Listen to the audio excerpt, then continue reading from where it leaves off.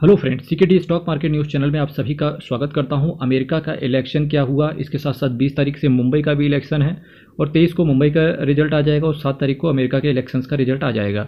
तो जिसकी वजह से शेयर मार्केट के अंदर बहुत ज़्यादा उथल पुथल देखने को मिल रही है। अगर आप म्यूचुअल फंड के अंदर इन्वेस्टर हो, अगर आपने small cap, mid cap, large cap, flexi cap, मेरा मानना है किसी भी कैटेगरी का अगर आपने म्यूचुअल फंड लेकर रखा होगा तो करीब करीब 10 से 12% तो आपका क्रैश आ ही गया होगा आपके पोर्टफोलियो के ऊपर। अगर आपका इन्वेस्टमेंट पर्टिकुलर शेयर्स के अंदर है तो भी हो सकता है 2-4 लाख रुपए का अगर आपका नुकसान हो गया होगा। अगर आपका 10-12 लाख रुपए का पोर्टफोलियो चल रहा है, अच्छा खासा नुकसान सबका चल रहा होगा। अब यहाँ से दो टाइप के इन्वेस्टर होंगे, एक डरे बैठे होंगे कि हो सकता है कि यार पता नहीं क्या हो। तो इसके लिए सिंपल सी बात है, डरने का मैं हर बार आपसे सिर्फ यही बोलता हूँ कि अपने पोर्टफोलियो को हमेशा डाइवर्सिफाई करके चलें। डाइवर्सिफाई क्या, शेयर मार्केट गिर रहा है तो यानी कि क्या है, गोल्ड और सिल्वर के प्राइस रिकॉर्ड हाई पर हैं। तो इसका क्या मतलब है कि जब शेयर मार्केट गिरेगा तो गोल्ड और सिल्वर के प्राइसेस ऊपर जाएंगे। तो इसका मतलब है आपको अपने पोर्टफोलियो के अंदर गोल्ड और सिल्वर को भी जगह देनी चाहिए ईटीएफ के माध्यम से, एक्सचेंज ट्रेडेड फंड्स के माध्यम से। साथ ही साथ प्रॉपर्टी में भी थोड़ा सा इन्वेस्ट किया करो, क्योंकि जब शेयर मार्केट में बिल्कुल खिचड़ी पकी हो तो इस केस में एटलीस्ट आप अपने प्रॉपर्टी को एंजॉय कर पाओ। और जब भी मैं प्रॉपर्टी की बात करता हूँ तो मैं अपार्टमेंट की बात नहीं करता, मैं आपसे प्रॉपरली लैंड की बात करता हूँ। उसमें भी अगर आपका एग्रीकल्चर लैंड है तो बहुत बढ़िया है, कहीं ना कहीं उससे एग्रीकल्चर लैंड से आपकी हेल्थ भी अच्छी रहती है, क्योंकि आप कुछ ना कुछ जाके मेहनत करते हो, हेल्थ भी अच्छी रहती है। और जब हेल्थ अच्छी रहती है तो कहीं ना कहीं ऑटोमेटिकली आपके पास वेल्थ भी जनरेट हो ही जाती है। तो वहीं अगर बात करेंगे तो शेयर मार्केट के अंदर बम्पर क्रैश देखने को मिल रहा है। आपको सिर्फ करना इतना है कि मेरे मित्र, हो सके किसी भी फाइनेंशियल एडवाइजर से संपर्क करके अच्छे अच्छे जो म्यूचुअल फंड्स हैं उनको एवरेज कीजिए। आपको कम एनएवी का प्राइस कम मिल रहा होगा तो और अच्छी बात है कि यूनिट्स आपको बढ़े हुए देखने को मिलेंगे।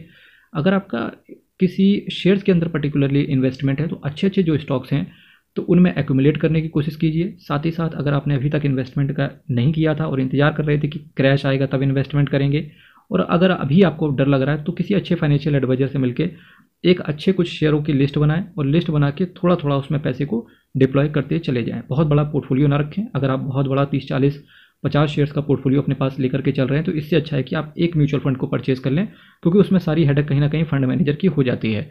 तो एक अच्छा समय है इन्वेस्टमेंट करने का, थोड़ा थोड़ा करके इन्वेस्टमेंट करते रहो।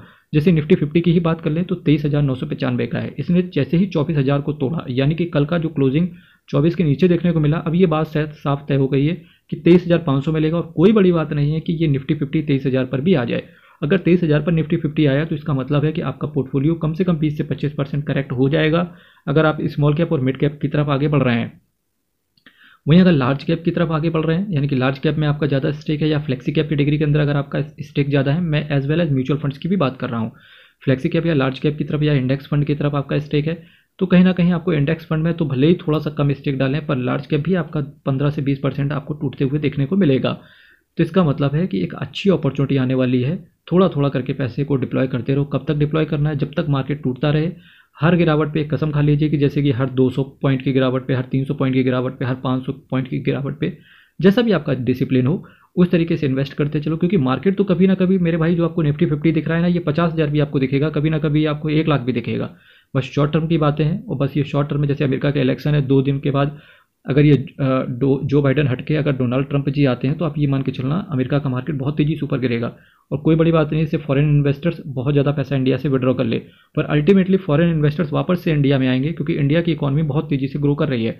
इंडिया से कुछ ये भी कह रहे हैं कि इंडिया से जो पैसा है वो चाइना को भी मूव कर रहा है, क्योंकि चाइना के अंदर पॉलिटिकल इशू देखने को नहीं मिलते हैं, क्योंकि आपको सबको पता होगा एक ही गवर्नमेंट रहती है वहाँ पर। तो जिसकी वजह से चाइना के अंदर भी लोगों का रुझान बढ़ रहा है, क्योंकि चाइना का इंफ्रास्ट्रक्चर आपको पता होगा, इस समय दुनिया में किसी भी कंट्री के पास इस तरीके का इंफ्रास्ट्रक्चर नहीं है जो करंट में चाइना के पास है। तो देखिए, तो आपको ये चीज़ें रखनी पड़ेंगी ध्यान, क्योंकि इंडिया का मार्केट, आप सिंपल सी किसी भी कंट्री को छोड़ दें, अगर आप इंडिया का मार्केट देखें, यहाँ नहीं रुकने वाला है, बहुत आगे जाएगा। इंडिया की ग्रोथ स्टोरी पर भरोसा रखें, और भरोसा आपको तभी रखना पड़ेगा और अच्छे स्टॉक्स आपको तभी मिलेंगे जब शेयर मार्केट के अंदर क्रैश आ जाएगा। उसी तरीके से आप आगे बढ़िए। निफ्टी 50 की बात कर लेते हैं, 23,995 है। कोई बड़ी बात नहीं कि 23,500 तक ये आपको आते हुए देखने को मिले। इसमें बहुत सारे, जैसे स्विगी का आईपीओ भी बहुत ज़्यादा आ रहे हैं, तो बहुत ज़्यादा आईपीओ के चक्कर में ना पड़े, क्योंकि कहीं ना कहीं आपका वो भी पैसा ब्लॉक होगा। जो पैसा है आप अपने पोर्टफोलियो को एवरेज करने के लिए इस्तेमाल कीजिए, पर फिर भी किसी भी इन्वेस्ट करने से पहले और कहीं भी इन्वेस्ट करने से पहले एक बार अपने फाइनेंशियल एडवाइजर से जरूर बात करें। वो देखिए, हर चीज़ क्रैश हो रखी है। Nifty mid cap, small cap, large and mid cap, tax saver fund यानी कि निफ्टी 500, सब भयंकर तरीके से क्रैश देखने को मिल रहा है। हर क्षेत्र में गिरावट कहीं ना कहीं आई है। मेरे मित्र, जबकि मैं ये वीडियो रिकॉर्ड कर रहा हूँ रात को 1:05 पे, तो हाल कुछ इस तरीके का है। गिफ्ट निफ्टी की बात करेंगे तो 30 पॉइंट गिरा हुआ है, यानी कि आपको आज के दिन भी मार्केट हो सकता है गिरते हुए देखने को मिले। डाउ जोन्स की बात करेंगे 243 पॉइंट गिर गया है। वो सिंपल सी बात है, क्योंकि अमेरिका का आज इलेक्शन का डे है, बहुत ज़्यादा उथल पुथल देखने को वाली है।